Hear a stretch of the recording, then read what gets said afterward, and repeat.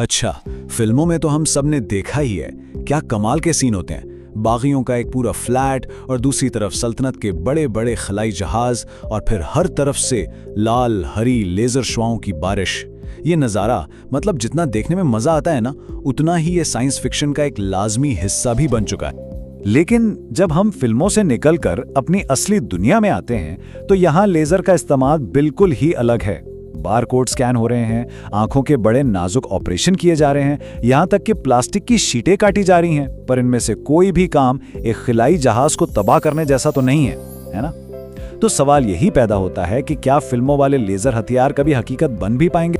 चलें सबसे पहले तो यही देखते हैं कि साइंस फिक्शन की इस रंगीन दुनिया और हमारी हकीकी दुनिया के लेजर्स में आखिर फर्क है कितना बड़ा।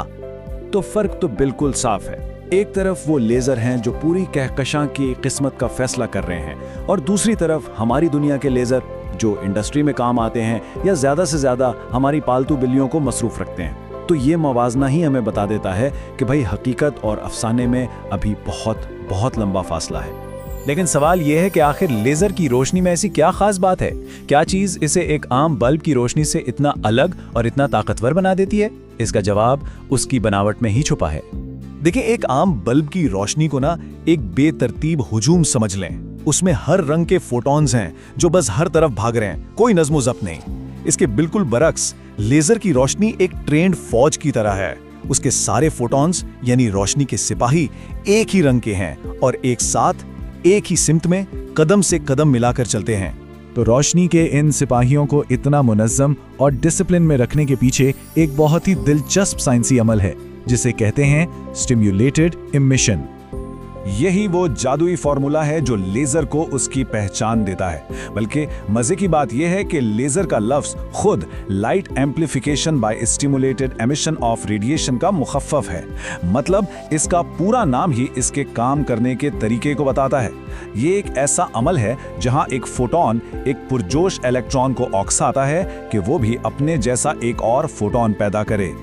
ये पूरा अमल ना एक चेन रिएक्शन की तरह है। समझें कि पहला फोटॉन एक डोमिनो की तरह गिरता है जो अपने आगे वाले पुरजोश इलेक्ट्रॉन से टकराकर उसे भी एक फोटॉन खारिज करने पर मजबूर कर देता है।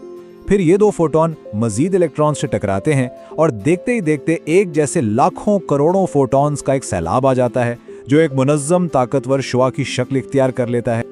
तो स्टिमुलेटेड एमिशन का यही अमल लेजर को दो ऐसी सुपर पावर्स देता है जो इसे बाकी तमाम रोशनियों से बिल्कुल अलग बना देती हैं। ये दो खुसूसियात हैं, एक तो मोनोक्रोमेटिक यानी यकरंगी होना और दूसरा कोहिरेंट यानी हमाहंग होना।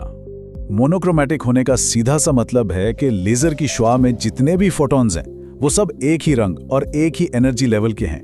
इसी वजह से लेजर अपनी सारी की सारी तवानाई एक बहुत ही छोटे से नुक्ते पर फोकस कर सकता है। और कोहेरेंट होने का मतलब यह है कि तमाम फोटॉन्स की लहरें एक दूसरे के साथ मुकम्मल हमाहंगी में यानी सिंक में सफर करती हैं, बिल्कुल एक साथ। और इसी वजह से लेजर की शुआ मीलों दूर जाकर भी फैलती नहीं और अपनी शिद्दत बरकरार रखती है। और जनाब, यही वो दो सुपर पावर्स हैं जिनकी बदौलत लेजर हमारी रोजमर्रा जिंदगी से लेकर जदीद साइंस की बुलंदियों तक हर जगह इस्तेमाल हो रहा है। तेज रफ्तार इंटरनेट डेटा की मुंतकली हो या कायनात के राजों से पर्दा उठाने वाले तजुर्बात, लेजर हर जगह मौजूद है। अच्छा, अब जब हम लेजर की साइंस को थोड़ा बहुत समझ चुके हैं तो वापस अपने असली सवाल की तरफ आते हैं। क्या लेजर की इन खुसूसियात को इस्तेमाल करके वाकई वो तबाहकुन हथियार बनाए जा सकते हैं?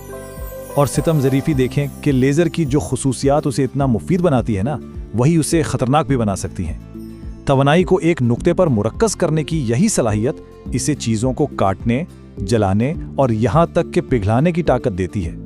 लेकिन साइंस फिक्शन वाले ब्लास्टर्स बनाने की राह में फिजिक्स के दो बहुत बड़े उसूल रुकावट बनकर खड़े हैं।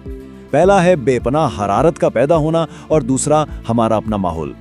देखें, जब भी कोई एक बहुत ताकतवर लेजर बनाने की कोशिश करता है तो उस अमल में बहुत ज्यादा फालतू हीट पैदा होती है। ये हरारत इतनी ज्यादा हो सकती है कि वो स्टिमुलेटेड एमिशन के नाजुक अमल को ही दरम बरम कर दे और लेजर काम करना छोड़ दे। ये बिल्कुल ऐसे ही है जैसे एक इंजन ओवर हीट हो जाए। और दूसरा बड़ा मसला है हमारा माहौल। खला में तो ठीक है, लेजर की शुआ बहुत दूर तक जा सकती है, लेकिन जमीन पर हवा में मौजूद धूल, नमी और दूसरे जर्रात इस शुआ को जज्ब भी करते हैं और इधर उधर बिखेर भी देते हैं। नतीजा, कुछ 100 मीटर के बाद ही शुआ इतनी कमजोर हो जाती है कि बिल्कुल बेअसर हो जाती है। तो इन तभी हुदूद को देखते हुए ये कहना गलत नहीं होगा कि ब्लास्टर्स और बड़ी बड़ी लेजर तोपें कम से कम मुस्तकबिल करीब में तो साइंस फिक्शन की किताबों और फिल्मों तक ही महदूद रहने वाली हैं। लेकिन इस नतीजे का ये मतलब हरगिज नहीं कि लेज़र कमज़ोर या कोई बेज़रर चीज़ है। अफसानवी हथियारों से हटकर हकीकी दुनिया में भी लेज़र एक इंतहाई ताकतवर टेक्नोलॉजी है जिसके अपने खतरात हैं। आजकल के फौजी लेजर सिस्टम छोटे ड्रोन्स और मिसाइलों को फिजा में ही तबाह करने की सलाहियत रखते हैं। इंडस्ट्रियल लेजर इतने ताकतवर होते हैं कि पलक झपकते में धात काट सकते हैं और इंसानी जिल्द को शदीद नुकसान पहुंचा सकते हैं। अरे यहां तक कि वो छोटा सा लेजर पॉइंटर भी अगर कुछ सेकंड्स के लिए आंख पर मरकूज रहे तो बीनाई को मुस्तकिल तौर पर नुकसान पहुंचा सकता है। तो खुलासा ये है कि लेज़र भले ही खलाई जंगों का हथियार ना बन सकें, लेकिन ये आज भी एक नाकाबिले यकीन हद तक ताकतवर टेक्नोलॉजी है और इसे हमेशा इल्म और एहतियात के साथ ही इस्तेमाल किया जाना चाहिए। तो आखिर में ये सवाल बाकी रह जाता है कि अगर लेज़र ब्लास्टर्स मुस्तकबिल नहीं हैं, तो फिर इस हैरत अंगेज टेक्नोलॉजी का अगला पड़ाव क्या होगा? इसका जवाब शायद अनगिनत नई इजादात में छुपा है जो अभी हमारे तसव्वुर से भी बाहर है।